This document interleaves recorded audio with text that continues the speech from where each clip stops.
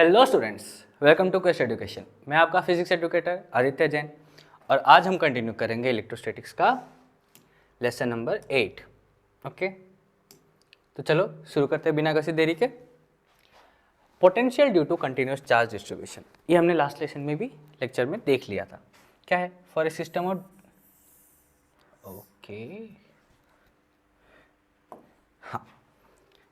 For a system of discrete charges, the potential at a point is the sum of contribution from each charges। सबका क्या है? Contribution है। सब हम जोड़ देते थे एक साथ में, दो दो दो दो दो करके एड अप कर दिए एक साथ। वो कंटिन्यूस डिस्ट्रीब्यूशन क्या क्या होगा? लाइन होगा, सरफेस होगा, वॉल्यूम होगा। चार्जेस आर स्प्रेड कंटिन्यूसली, यहाँ यहाँ यहाँ यहाँ यहाँ यहाँ हर जगह पे चार्जेस स्प्रेड रहेगा। We calculate potential by integrating. क्या करेंगे हम? इंटीग्रेशन करेंगे इनफाइनेटसिमल चार्ज एलिमेंट्स को। ओके, कंटिन्यूस चार्ज टाइप्स कैसा होगा? लाइन चार्ज बताया था लास्ट लेक्चर में।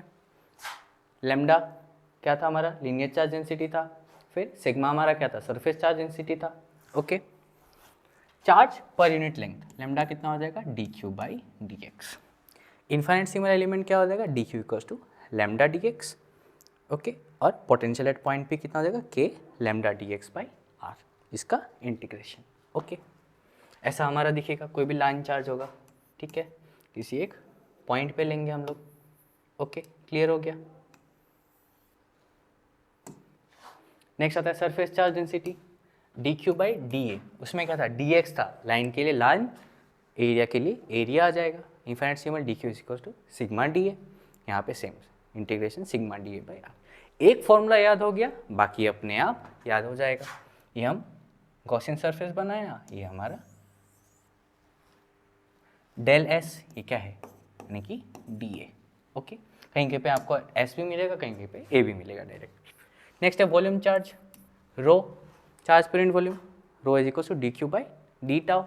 वॉल्यूम इनफाइनेटसिमल के लिए d q equal to rho d tau, वही k rho d tau by r. एक फॉर्मूला, बस जैसे जैसे एलिमेंट चेंज होगा उनका अपना अपना स्पेसिफिक आ जाएगा।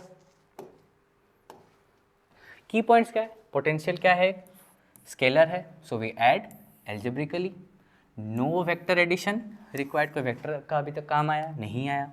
Distance r in the integrals is always from the charge element to the कहाँ से? To the point of interest, यहाँ से यहाँ तक जहाँ पे जितना है। ठीक है, superposition on principle applies. Superposition ही तो अप्लाई हो रहा है कब से? एक के बाद एक के बाद हम ऐड करे जा रहे हैं। Potential due to multiple elements क्या हो जाएगा? हमारा पूरा सम होगा और इंटीग्रल ऑफ इंडिविजुअल कंट्रीब्यूशन। इसका कंट्रीब्यूशन, इसका कंट्रीब्यूशन, इसका कंट्रीब्यूशन, इसका कंट्रीब्यूशन, सबको जोड़ दिया एक साथ। Okay, question, a uniform line charge of length 1 metre. कितना 1 मीटर दे दिया? 1 मीटर दे दिया। लाइन चार्ज दिया, यानी कि ऐसा कुछ है। Carries a total charge of 5 microcoulomb. Micro यानी कि 10 टू द पावर -6 आ जाएगा।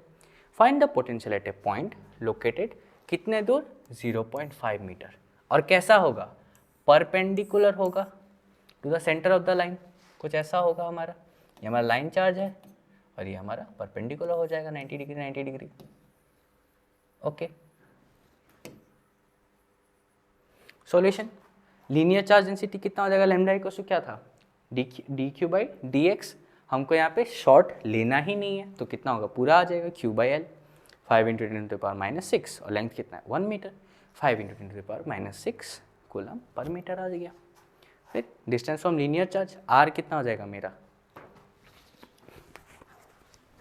ऐसा कुछ है, यहाँ ये हमारा आर होगा। ओके, तो क्या आ जाएगा? ये आर, ये डी है, ये एक्स है, क्या आ जाएगा? पाइथागोरस थ्योरम लगा दो, x square plus d square. कितना आ गया मेरा? D equals to 0.5 metre. Okay, x हमको निकालना है। V equals to lambda by 4 pi epsilon naught. अब देखो इंटीग्रेशन कहाँ से? -L/2 से है और कहाँ तक है? L/2 तक है। और क्या आ गया? D x by √x² plus d square आ गया। यानी कि क्या है? लेमडा डी एक्स बाई कितना? कौन सा? K lambda d x by r. तो ये आर ही तो हुआ, x² plus d square whole root over. अब इसको सॉल्व करेंगे। इसका जो सॉल्यूशन आता है, इंटीग्रेशन, इसको हटा देते हैं एक बार,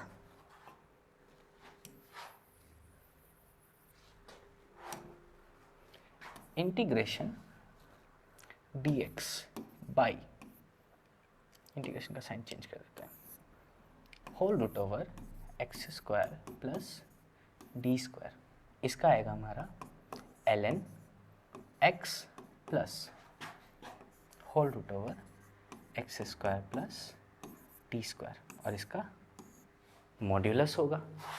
ये हमारा इंटीग्रेशन है। अब इंटीग्रेशन कहाँ से आया, कैसे आया, मैं उतना डीप में नहीं जाऊँगा, आपको बस ये फॉर्मूला रिक्वायर्ड है। ओके, तो आ गया।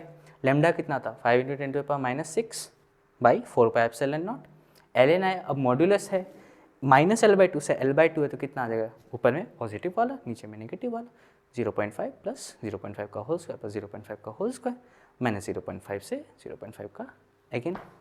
इसका वैल्यू कितना आ जाएगा, v इक्वल्स टू, कहाँ लिख देते हैं, चलो ऊपर लिखते हैं, v equals to 5 × 10⁻⁻⁶ by 4πε0 ln 2 plus root over 5। 4 का वैल्यू पता है, पाई का वैल्यू पता है, ε0 का वैल्यू पता है 8 × 8.5 ln, इसके लिए आपको करना पड़ेगा लॉगरिथम, जो आपने मैथ्स में सीख रखा है। तो 2 प्लस रूट ओवर 5 का वैल्यू निकालो, दोनों को ऐड करो, लॉगरिथम टेबल से आपको वैल्यू मिलेगा, और ये किसके इक्वल हो जाएगा, ऑलमोस्ट 5640 वोल्ट। क्लियर हुआ? ओके, ये अब कैलकुलेशन आपको अपना है कि आपको ये अपना मैथ्स स्ट्रॉन्ग रखना पड़ेगा, तभी आपसे ये कैलकुलेशन होगा।